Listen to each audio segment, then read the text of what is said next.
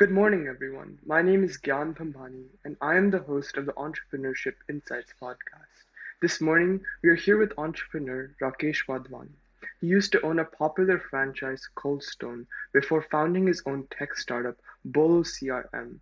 Whether it was selling ice cream or providing an intelligent software to small businesses, Rakesh continues to innovate every day. It's a pleasure having you on, Rakesh. Nice to be here. Thank you for inviting me. Yeah, definitely. So, I wanted to ask, can you give us some background into how you discovered entrepreneurship, what you did before starting your ventures? Uh, so, two questions there. Let me answer the first one. How did I discover being an entrepreneur? Uh, I come from the Sindhi community in India, which is a community made up of mostly small businessmen. It is fairly common, pretty much, for most people to have their own business. It could be a small business, a big one, but everyone tends to run a business of their own. That's fairly common. So, growing up, that was the environment I grew up in, surrounded by businessmen. And so, when you see so many people do it, in the back of your mind, that's what you have. I want to do this someday. So, that's where the journey started. Uh, the second part of the question was, what is my background before this? So, by qualifications, I'm an engineer. So, most of my life, I started working as a hardware engineer and then switched over to software. I moved to the States around 2098 to be precise. And so I've been in the tech industry for a while. I tried starting a business even over here before this one. That didn't go as planned. So this is my second attempt at a software company. Wow, that's wonderful. Like being in an environment uh, where almost everyone you know is a bit, everyone you know has their own small business really plays a big effect on your mindset, your beliefs and tech or and most of the Yep. time what you may do later in life. So, Yes. what do you enjoy most about being an entrepreneur, this lifestyle, having your own company? Uh, so I think what I like most is, most people uh, have a huge bucket list of items. I want to do this someday. The number one item on my bucket list was starting a business. So I've done that twice now. Recently, I've done it many times in the past. So the part that you feel really good about is, okay, this was the number one thing, the most important thing that I wanted to do, and I've done it. Uh, when you look back, the results don't really matter. The fact is, you could do it is really important. So that's what I like most. The fact that I could check off the number one item off my bucket list. Sometimes it's just important to just like just think about really what you want to do and Yeah, make sure whatever you want to do, you actually do it, right? yeah, And as an entrepreneur, I think you may agree that it comes easier than if you're working some other corporate job. yeah, yeah, yeah. So, you said you've had two business attempts, and so in the difficult moments, how did you stay focused on what you wanted to get out of this entrepreneurship or your ventures? So the question is, how did I stay focused during difficult times? Yeah, yeah, Okay. Uh, so here's the thing, that it always looks glamorous on the outside when you get your hands dirty, actually get starting to do this. You realize at any point in time you probably have 500 things that need to get done. Uh, so the key is, when you're stuck with one problem, you park it for a while. You don't waste your time. You don't mope around, oh, why is this so hard? You knew going in this was going to be hard. So you park that problem, you pick up a different problem, start working on it. And in a few hours or tomorrow or next week, you come back to this. The beauty of that approach is, once you park a problem for a while and revisit it later, you come with a different attitude, you come with a fresh mind, you come with a fresh set of eyes. So it's easier to solve that problem. So you don't give up on it, you just park it. It's like carrying weights. Oh, this weight is getting to be too much. Let me put it down for a while. Let me carry that lighter weight. And tomorrow morning, I'm going to come back to this. So that has been my approach to, steering clear of, very difficult problems. Yeah, I love that analogy, like putting down that heavier weight and, like just in the gym, like you don't want to pick up 100 pounds on your first day. Yeah. Start with 20 and then later once you've developed enough strength, you can go tackle the bigger problems, that 100-pound weight in your life, right? Yeah. So And then you have to realize that uh, things are going to be hard. If things were easy, all of us would be doing this. The fact that, very few people do it tells you that it is going to be hard. So if you go into any venture, any business, knowing that it's going to be difficult, it is going to be hard, uh, then I think you have fewer of those moments where you feel very tired or helpless. You know upfront this is going to be hard. yeah, definitely. I agree with you. Like everyone would be an entrepreneur if it was that easy, right? So, knowing what you do now, would you do anything differently? Like start earlier or change anything when you'd start? You answered the question. So I have a few other friends. When you start a tech company, especially here, you run into other co-founders. You discuss, your experiences, and this is the one common theme that comes up. The one thing, if I were to do, I would probably go back and do when I was younger. The reason being, I have two kids now. One will start college next year. One will start high school next year. Uh, so you have to think, how long can I do this? How long can I continue burning through money? I have responsibility too. So if you were younger with little responsibility or no responsibility, you won't have that. That would be one less concern to worry about. So yeah, if I were to do, and I did try when I was very new to the States. I tried starting a tech venture back then too. It's just that I didn't have a good enough team back then. So I got half of it right, starting early. I didn't get the other half right, as in, get the right people to work with you.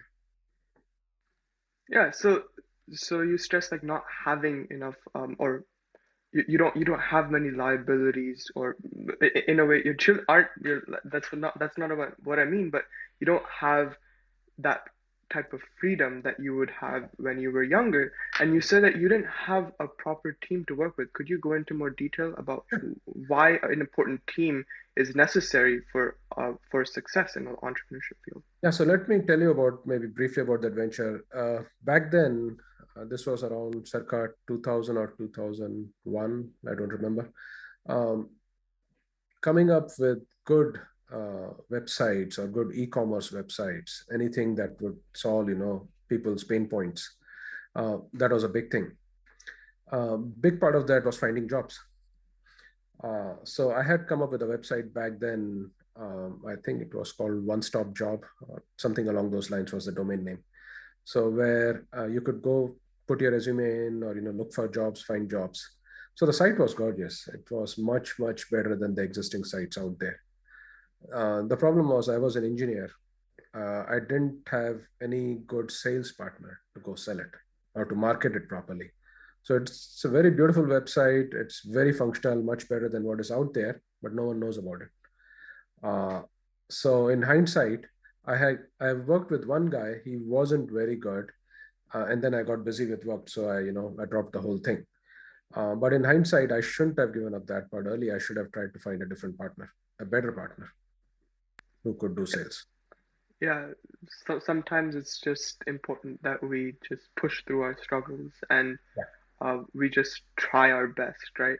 yeah, And you said you didn't have a proper marketing partner. Like you didn't have this Steve. You were the Steve Wozniak, and you didn't have your own Steve Jobs, yeah. right? That that, That that is a that's the very good person. analogy. That is a Yeah, very good analogy. Yes. Uh, yeah, so the lesson learned there are two lessons really. Um, One is, of course, it was my first tech venture. I didn't know what to expect.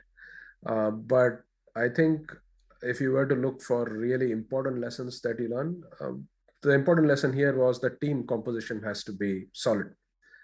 You have to know the people, they have to be good at what they do, and your skills have to be complementary. So I was a good engineer. I wanted a good sales marketing guy. I didn't have that. I found a marketing guy, but he wasn't as vested in the venture, and he was learning too, so he wasn't as experienced. So the team composition wasn't right. The product was good. The product market fit was good. It was a service that was needed in the market at that time. It was much better than what was out there. So the product was good. It's just that we didn't have the right team to sell it. Yeah, definitely. Sometimes it's you don't have an adequate product and you have an excellent marketing team. Yeah. But in your case, you have a wonderful product, Yeah. but but no people who are actually as invested in it as you are, Yeah. right? So there are two And lessons there. yeah, Your partner has to be, or your co-founder has to be sold on the idea. He has to like the idea enough to, really put his heart into it. Second is he or she should have the right skills and the experience. yep, those two just go hand in hand. Yeah. Yeah. So, how did your lifestyle change after becoming your own boss? And this is before your tech startup. You managed a coldstone franchise. How did your lifestyle change? Oh, it changed dramatically. So all my life I've been an engineer. Uh, you work long hours sometimes. So it's like, I don't know if you know a sine wave. It goes like this, comes down like this. So you start a project, it picks up steam. Here's the peak project, you deliver it, and then you get a few bugs, and then you wait till the next project. So it's typically a wave like this. Um, a small business, you start like this, and it stays like this till you own the business. You're on your peak throughout. It was a retail business, so I think it was in a mall. Um, so I had maybe a few days off a year. And I'm not the kind of person who, uh, you know, is not as vested in the business. I wanted to be hands on. When I bought the business, I was very clear about that. So, and it was a retail business. So I got into something I had very little idea about. I bought it because I wanted some income to run my tech startup. I wasn't expecting any money. You're doing a tech startup, there's no money coming in. So I wanted something to supplement my income. So that's where it started. But it was completely different from what I had done. It was taking up all of my time. Even when you're home, you're thinking about the business. So if you were to describe it, it's the opposite of an engineer's life. You're on all the time with no breaks. Yeah, yeah, definitely. Like so you approached it. It's contrary to popular belief. You said that okay, you were working long hours as an engineer, but you're working even more. Longer Yeah, hours. yeah. It is very So surprising. You think you go to an ice cream store and you're not even paying attention what's going on behind in the back, but it's a factory in the back, really. yeah, definitely. Like I've seen like popular videos on YouTube and um about these people like actually highlighting, hey, this is what we do and Yeah, this is what we do behind the scenes. This is how much work is actually necessary to give you that ice cream in that hand in a matter of 2 minutes, yeah. right? So many skills. So would you So, mind going into more detail about that? Like more about your experience and sure. marketing and So I think it was more of a logistics challenge. So it was in a good location. It was in a mall in Silicon Valley in a very busy suburb. So the thing about retail is you need foot traffic in the area. You need people to come visit. Uh, if you're, say, in a small strip mall or in an unknown place, then you have to do the marketing to let people know that there is a business here. Come visit, buy your ice cream here. I didn't have those problems. It was an existing business. It was in an existing mall with decent foot traffic. So all of those things were taken care of for me. I didn't have to set up store. I didn't have to do marketing. People were visiting right from day one when I got the thing. Um, the challenge was logistics. What I didn't realize when I bought the business was basically your staff is made up of teenagers. For them, school comes first. Their classes come first, and then the job comes in. So they can bail on you at the last minute. That's the part no one told me, and that was a big lesson learned. So anytime someone doesn't come in, I have to be there. So that logistical challenge was one thing of people, the employees, they are kids and they have their lives. I get it, totally get it. The second part was, you know, the franchise, this specific franchise itself, where everything was made in the store. There are other ice cream chains where stuff is made and delivered to you, not in this one. In this one, you had to prep everything in the house. So that added extra complexity. wow, thank you for giving us insight into Yeah. holding into managing a franchise. So, Right. uh, given your experiences, you didn't have a what do you call it, a stable workforce like people like obviously like teens. Sometimes school is more important than the Yeah. job, Yeah. and marketing was proper. So you had a product, you had proper marketing. In this case, sometimes you didn't have the people in between, and sometimes, and as an entrepreneur, I think you can agree that you have to take on all the roles Yeah. sometimes almost at once, Yeah. right? So, uh, given your experiences, would you advise people to start their own to start their own cold stone franchise or to start their own just a franchise in any market? So I think it's a more generic question is, should you own a business? Yeah, Really, forget about the type, because if you want to own a business, yeah, if this didn't work, that because that's what I did. Uh, I didn't really enjoy Coldstone, but I enjoyed tech companies. So I went on to build, and I had actually started with that goal that I'll build a tech startup. Coldstone will generate some income for me. So when Coldstone was taking up too much of my time, I just sold it. I just focused on the tech startup, and that's what I'm doing right now. Should you own a business? Um, I think a lot of people have this really bad misconception that business is easy money. I joke with my kids that, it's like you think of it like a tree, you shake the tree and money falls down. Um, that is, nothing could be further from the truth on that one. Uh, you never go into a business to make money. You never go into a business definitely thinking that it will be easy money. Uh, you start a venture or a small business when you like to run a business or own a business, because there are people who are very clear. Like me, when I was 13 or 14, I was very clear I wanted to do my own thing. I just didn't like the idea of a job. All this time to get a job was to make sure I can support my family, but in the back of my head I wanted to do business. So that's the kind of people who should be in business.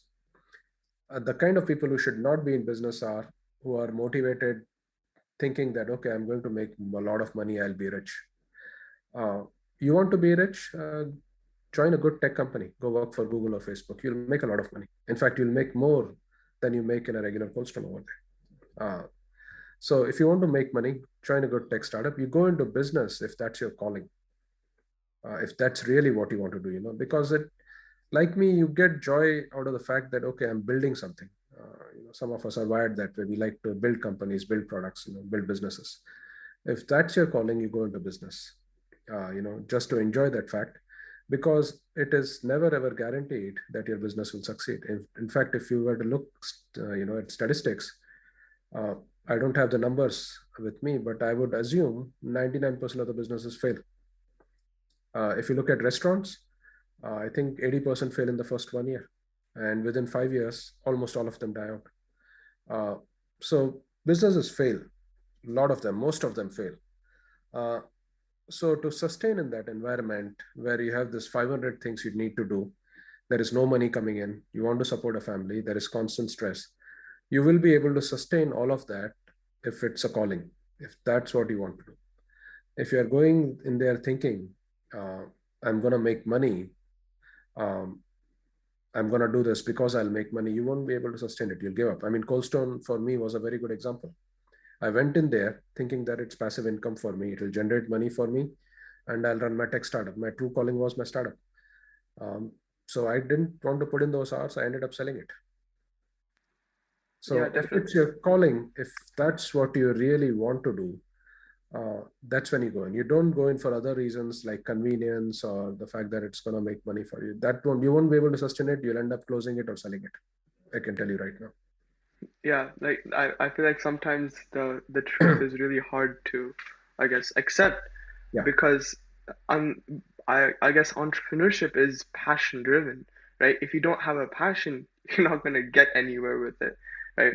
And making money, like you said, is a byproduct, right? You went in with a wrong mindset and it didn't turn out as you hoped. But in the case of your tech startup, Bolo CRM, it actually it has went as planned, right? Because you had that passion to build something. I've So been on it for a while. I'll continue building yeah, it. It's going to be, I'll continue to do it for a long time. I mean, my horizon there is 8 to 10 years. It's not 6 months or 1 year. And I can do it because yeah, that's what I want to do. So and I'm doing it with very little income right now coming from the business. But I Yeah. have future plans. I know it will do well if I just stay at it. Yeah. So I wanted to go into Bolo CRM a little bit more. So what service does it provide customers, and what problem does it solve in society? So CRM stands for Customer Relationship Management. Um, that is the background I had as a software engineer. So that's the industry I understood best, and I figured I'll start here uh, for my venture because I understand that better than most other industries. Uh, when I ran Coldstone, I realized that small businesses are really swamped. A business owner, they have at any point in time so many things to do. They are not tech savvy, and the solutions that are available outside basically need an IT team or at least an IT engineer. And that's the pain I want to take away from them. That you should be able to do things without any knowledge of IT. For instance, customers, you visit the local Coldstone website. If you have a question, I provide a piece of software that will throw up a widget and you can just type a few lines that will file a question for them.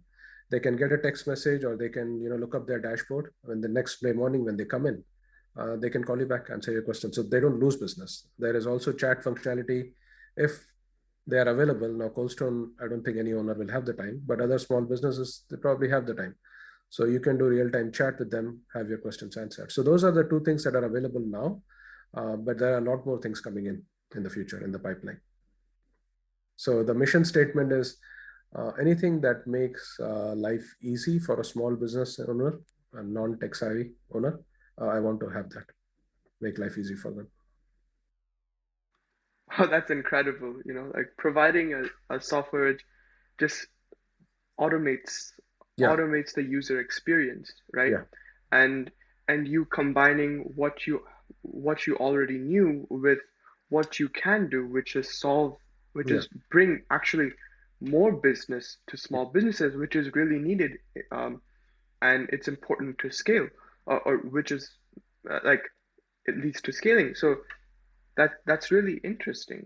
So, uh, how do you stand out in a competitive market? Because there are a few other businesses that offer similar yeah, products. yeah. So there are a lot. CRM is a very crowded industry. So that's where I am trying to focus on verticals. So there are two ways to go about it. I am going for a specific market segment. So the big players, they go for medium or big enterprises. For instance, Coldstone Corporate might go with one of my competitors because that's a market they're targeting. I'm not targeting that market. I'm targeting small business owners, folks that I know are not tech savvy who need help. That is my market. So as long as you have a specific niche, a specific corner of the market that you're targeting and you specialize just for that, I think it should be good. Second is even within that, as I learn more about who's using my product, I'm gonna focus on specific verticals. So start talking to specific industries, and custom tailor the software for them so it's even further easier to use. Thank you. So you mentioned you have a different target market, and sometimes in small business ownership, it's really hard to find that target market. So do you have any advice for entrepreneurs who have an idea but they just don't know who their target market is? No, so don't start a business yet then. uh, you're not ready. uh, so that's how I started it really, and I personally, that's how I started. Okay, I'll figure it out. It takes up a lot of time, really. So I knew CRM and knew the fact that since that's what I know best, I'm going to go there first and then figure out the market. That's a more painful approach. Um, let's say, so I figured out, okay, this is the market I'm going after. What if I didn't? You're back to square one. So ideally, uh, the approach to starting a company or a business is you should know what problem you're solving and you should be able to write in the back of a business card, this is the problem, this is the solution, in one sentence. So if you don't know who's your customer, don't start it yet, you're not ready. Figure out what is the problem, figure out who you're trying to help, and make sure you can repeat that process. This is my problem, this is the customer, this is how I'm going to help, this is customer B, this is how I'm going to help. If you can repeat that, That's when it becomes a business. Otherwise, it's a hobby. It should be part-time. Yeah, definitely. So, uh, just know your problem, know your solution, and being able to write that in one sentence. Yeah, And there's this quote that I remember. It's Albert Einstein said, like, if you cannot say something, or if you cannot explain what you know to a first grader in very simple words, then you don't know what you're talking about, right? And so if you're able to just write yeah, what your purpose is in a few words, yeah. then I guess that's almost half the So battle. there So are, thank yeah, you. multiple ways of describing the same thing. Some people call it the elevator pitch. You start on the first floor. Before you make it to second floor, can you sell it to someone? So you have maybe like 30 seconds there. Or can you write it on the back of a business card and give it to someone? So you mentioned Steve Jobs before. He had a beautiful saying around this. He would say, complex is easy, simple is hard. So to simplify it, to really get your thoughts clear, when you can write it down in one or two sentences, that's when you also know, okay, I know the problem, I know my solution, how I'm going to help this, and I know my target audience, who I'm going to sell it to. Yep, that's wonderful. So where do you see yourself with this company in the future? So I'll continue to add. I have a lot of other things, I want to add to the CRM service, invoices, billing, appointments. Even if I can, I'll probably get into money management, not money management, transaction management. So if a business owner wants to do, take credit card payments, there are solutions available. But if I provide everything in one place, it makes life easy for them. But those are all long term in the pipeline. So I want to see how this does what I have right now. 6 months, 1 year, 1.5 years, and then start adding more to it. So if it does well, then we add it quickly. If it doesn't do well, then maybe we need to refine something. Yeah, yeah, sure. Just taking small baby steps is sometimes the most important, you know. Yeah, Just and you mentioned market value, like sorry, demand valuation, you know, just putting something out there, seeing if people would like it, and then adding on to it. So yeah. could you explain that a bit more? So you don't want to add 10 products and see all 10 of them fail. I don't know how is that helping anyone. So you'd rather, I have two products out there right now. Uh, Sales and marketing is going on a slow, steady space. I'm looking for, channel partnerships, find complementary companies where I can see their customers also using that. And then, we go out and sell together. So all those things are in place. But I want to focus on selling this first, what I have, uh, see how it does, and then decide, which of these products I have several in mind. Which of these do we want to do next? I'll do that by talking to customers, get a feel for what they want, what fits in, with what we have. So kind of a slow and steady approach. Yeah, yeah, sure. So, I've looked at your site, and you maintain a quite like cheap business model, right? How are you able? Because the thing about entrepreneurship is that you want to maximize profit, but also make sure that you're being paid adequately for the Yeah. amount of time you put into the business. So Oh. how do you maintain that sort of balance? So you want to focus on volume rather than really grand profit margins. So it's called a freemium model, where they should be able to use your site for free for basic features. And if they have more volume or more users using it, that's when you start charging it. So it follows the freemium model where, yeah, just get started. And then as you grow, you start paying us. So focus on volume, not on, big numbers. Don't get greedy. Okay, so for yeah, definitely don't get greedy. Otherwise, it's like Yeah. it's like jack of all trades, master of none, right? You go tackle everything, you're gonna get nothing in the return, Yeah. Yeah. right? So I like that freemium model, and on the top of my head, I can think of actually a handful of businesses using that, you know. Yeah. And so, what like how many business models are essential? Like, how do you plan a proper business model? Like, what factors do you need to consider, especially in So, tech startup field? yeah, tech companies are a little bit different from, I think tech has a lot of leeway Other businesses don't have that kind of freedom that tech companies do. I don't know. Wall Street is more forgiving for the technology sector. Maybe thanks to Amazon, who started early and set this approach that I'm going to make losses early on.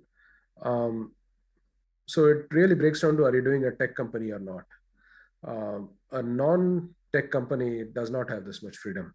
A non-tech company is supposed to show profits very quickly. 6 months, year, 18 months. You better have some profit coming in. Otherwise, you're in trouble. Tech companies is a little bit more different because you sometimes make your money via data, sometimes ads, sometimes via subscription. So there are many different ways. So there is no one answer to your question. It really depends on the kind of product you're making, who you're selling it to. If it's enterprises, if you go to other businesses and sell your product, then you can't rely on data or ads.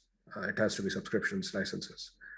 But if it's end users like you and me, like say Facebook, the model is different. You are not really charging any money. You'll probably make money out of data or ads or both. Yeah, thank you for giving us some insight. So, uh, what advice do you have for teens thinking about entering the franchise field or the tech startup field who have this idea that they want to maybe pursue? Like I said earlier, don't do it for the money. Do it if you want to do it, if that's your calling. Do it early if you can. Start early. You have more freedom then, and lessons, and be prepared for failure. Most successful businessmen never got it right the first time. They fail sometimes multiple times, which is fairly common, and then somehow they get it right. They are all lessons. They are all stepping stones. So don't get discouraged by failure. It's perfectly fine. You're learning. That's how we look at Yeah, and I feel like I can't stress this more. Like I've conducted 8 interviews so far, and it's all just being ready for failure, and that is a big part of entrepreneurship. What advice do you have for students about using their time, relationships, and opportunities to take advantage of their passions? it. So I think how do you take advantage of time, relationships to follow your passions? Um, in terms of career, I think it's a broad question. I'm trying to figure out how to answer it. You, there is a chance of success uh, if you follow your heart. Be prepared for failure because nobody I know has been successful throughout. But the really successful people I know, men and women, they bounce back quickly from failure. Uh, be prepared. Be prepared for the long run. You may be successful now or when you're 50. Nobody really knows. Just keep working at it. That's what I've been doing. I've had this dream for God knows how long. But I'm not letting it go. I want to give it a shot. And their definition of success should not be money. Take joy in getting to success on the journey, not towards the destination. I cannot stress that more uh, because there are a million things you need to go right for a business or an idea to be successful, and only one to cause it to fail. And statistically, ideas or businesses fail more often, lot more often than they succeed. So it's okay to fail. What is not okay to give up? You have to keep trying. Don't give up. And also in this day and age, where you have LinkedIn, Facebook, you may be surprised at how much people are willing to help. So don't be shy of asking for help. Reach out to your contacts. You will be surprised at how helpful people are. All you have to do is ask. So don't be shy of asking for help. So yeah, take advantage of your network. Ask for help. Don't give up and start early if you can.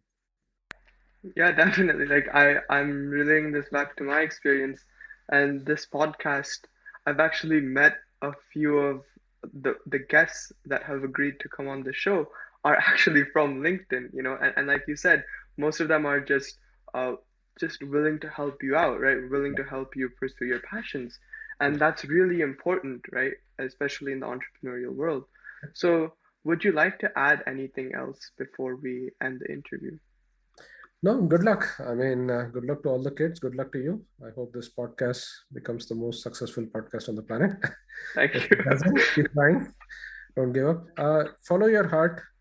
Uh, I mean, in terms of career advice, you have to learn to differentiate between hobbies and career. I mean, I love to be a musician, but I'll probably starve to death if I do that. So that's a hobby. Your career should be different from your hobbies. Like I said, it should solve a pain point. It should be repeatable. So if you can repeat that part where you sell to customers, that's when it becomes a career. In my case, if the startup, if I think it's not solving any problems, I'll continue to do it, but it will be on the side. Then it becomes a hobby. So you have to be clear about that part. You don't give up. You continue working towards it. It has to be a long horizon. It should not be 3 months, 6 months, and I'm done. No, it takes a while, especially tech companies. Retail franchises are a different story. They are much shorter in there. If you know if they're going to be successful or not. So follow your passions. Don't give up. Start early. Those are the things. Thank you. So follow your passions, don't give up, and just start early, right?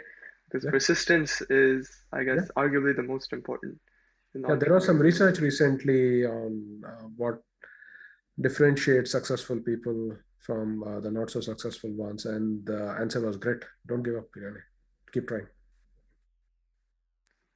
Okay, so then with that, we'll conclude our interview. Thank you again, Rakesh, for taking time out of your hectic schedule, taking time out of improving your own software uh, for this interview. It was an absolute pleasure and honor to uh, just gain insight into managing your own franchise, right? Like we just see, oh, Cold Stone is there, right? But and we have the ice cream in our hands 2 minutes after we walk out the door, right? But you've given us some amazing insight into tech startups and franchises. Yeah, So thank you again. yeah. Well, thanks for having me, and good luck. Yeah, definitely. And with that, good night. Have a great day, you all. You too. Bye bye.